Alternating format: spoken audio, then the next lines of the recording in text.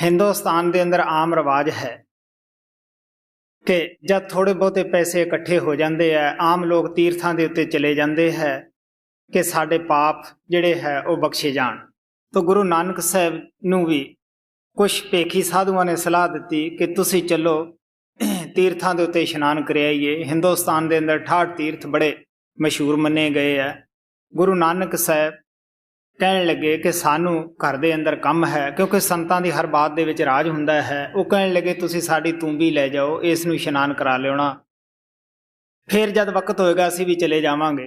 जद वो सारे तीर्थां दे उत्ते भेखी साधु फिरदे रहे, आखिर मुड़ के करतारपुर जिथे गुरु नानक साहब अपनी खेतीबाड़ी की देखभाल करते हुंदे सन उत्थे आए।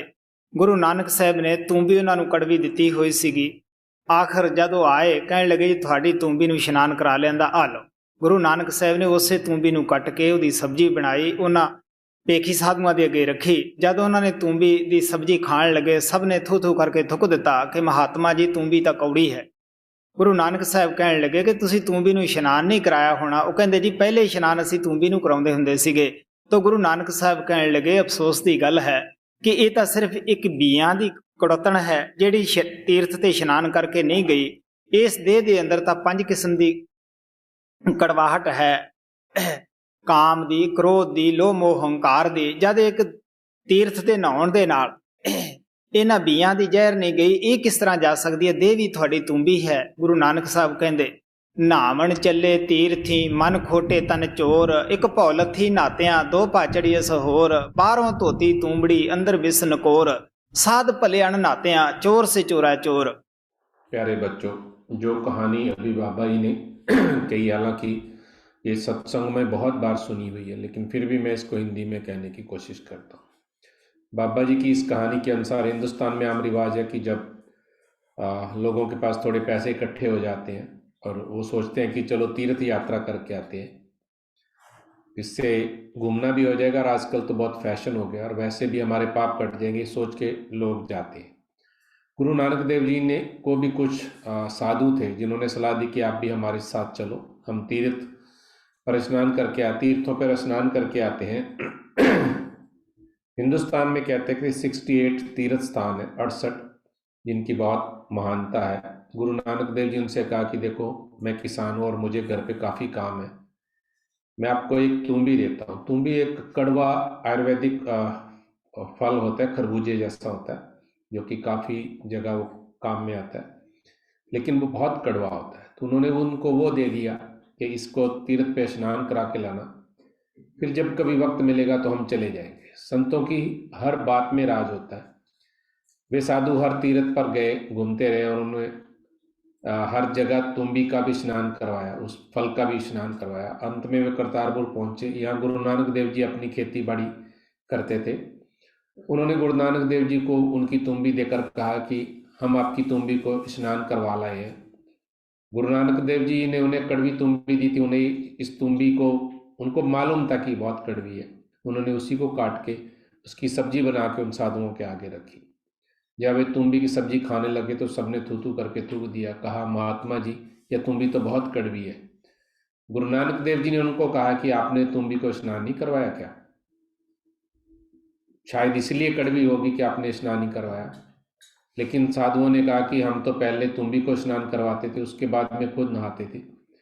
गुरु नानक देव जी ने उनसे कहा कि जब एक तुम्बी तीर्थ नहाकर मीठी नहीं हो सकी, उसके अंदर सिर्फ बीज हैं, कड़वे हैं, तो इस इंसानी देह में तो 5 दूत बैठे, दुष्ट बैठे हैं, काम क्रोध लोभ मोह अहंकार बैठे हैं। इनकी कड़वाहट ये बहुत कड़वी है, कैसे दूर हो सकती है? गुरु नानक देव जी ने उन्होंने एक बानी में इस बात का जिक्र किया कि नामन चले तीर्थी मन खोटे तन चोर, एक पौलत थी नातियां दो पौ चढ़ी असहोर, बारो तोती तुमड़ी अंदर विसन कोर, साध पले अण नातियां चोर सो चोरा चोर।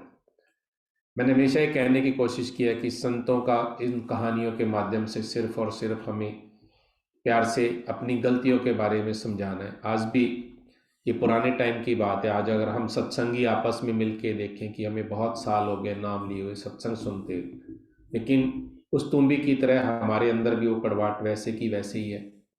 वो तो तीर्थ नहा के आए थे, उसमें तो शायद नहीं जाएगी, क्योंकि हम कहते हैं कि तीर्थ नहाने से, संतों ने भी कहा है कि तीर्थ नहाने से मुक्ति नहीं मिलती, फर्क नहीं पड़ता है। लेकिन एक सत्संगी की जिंदगी में जब उनको पूर्ण गुरु से नाम मिलता है, और महान गुरु ने हमेशा सत्संग में हमें समझाने की कोशिश की है, लेकिन हम भी उस तुम्बी की तरह कड़वे के कड़वे ही हैं, हमारे अंदर वही हमारी आदतें हैं। बहुत कुछ नहीं बदला जो कि बदला जाना चाहिए।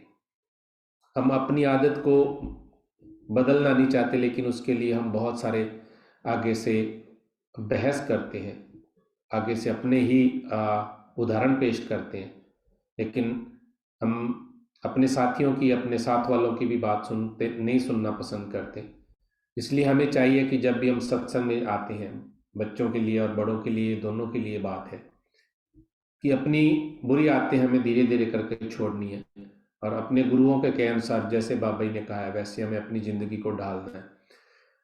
दयालु गुरु दया हमेशा करते हैं, लेकिन दिक्कतें हमारी हैं, परेशानियां हमारी हैं, कमियां हमारी हैं कि हम रोते बहुत है, चिल्लाते बहुत है, फरियादें ऊपरी मन से बहुत करते हैं, बहुत अरदासें करते हैं, बहुत विनतियां करते हैं, लेकिन अफसोस है कि हम अपने आप को बदलते नहीं है। मैंने हमेशा ये कहने की भी कोशिश की है, हम बाबा जी के अनुसार अपने आप को नहीं बदलना चाहते, बाबा जी को अपने हिसाब से बदलना चाहते हैं। हम संत मत को भी अपने हिसाब से ही मैनेज करने की कोशिश करते हैं, लेकिन संत मत के हिसाब से अपने आप को मैनेज नहीं करना चाहते।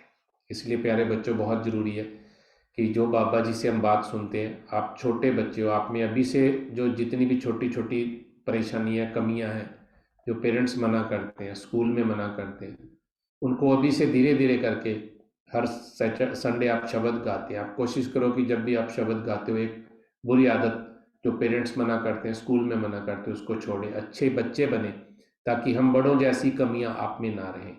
और हम बड़ों का भी फर्ज बनता है। हालांकि मुझे कहते बहुत खुशी है कि पहले से हम सब में बहुत फर्क पड़ा है।